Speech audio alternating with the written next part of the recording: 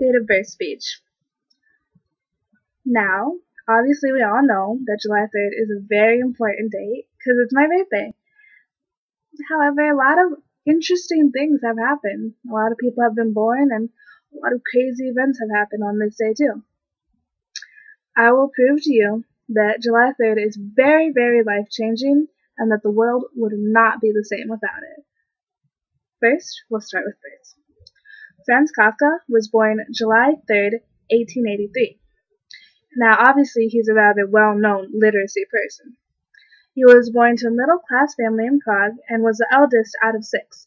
During World War II, his sisters were deported to the Lodz ghetto, and, well, they all died there, or in extermination camps.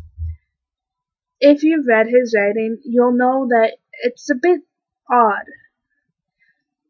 That's due to his personality.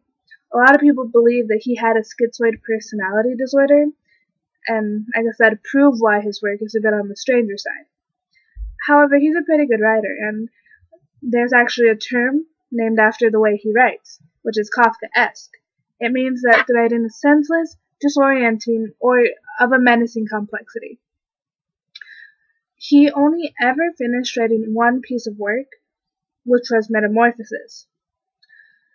When he was dying, he asked his literacy executor, Max Freud, that after his death, everything, meaning his sketches, manuscripts, diaries, and letters that he wrote, all of them be burned, so that no one may ever read them.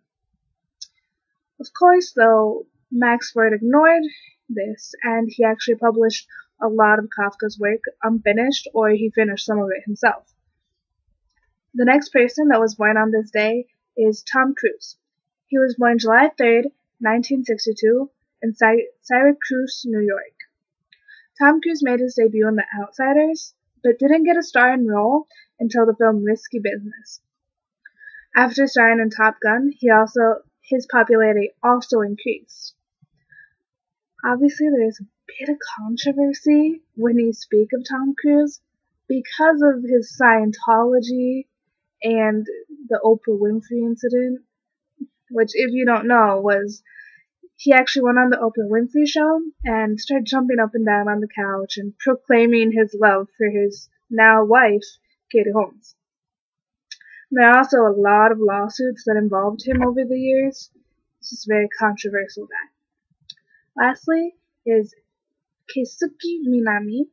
He was born July 3rd, 1985. He's a Japanese voice actor and singer.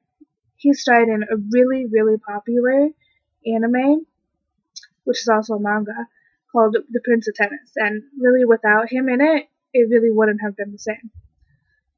If these birthdays didn't prove to you that this day is important, then maybe some holidays will.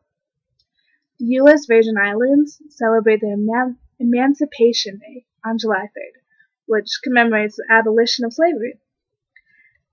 Also celebrated on July 3rd is Lady Gaga Day. It's always celebrated in Taiwan.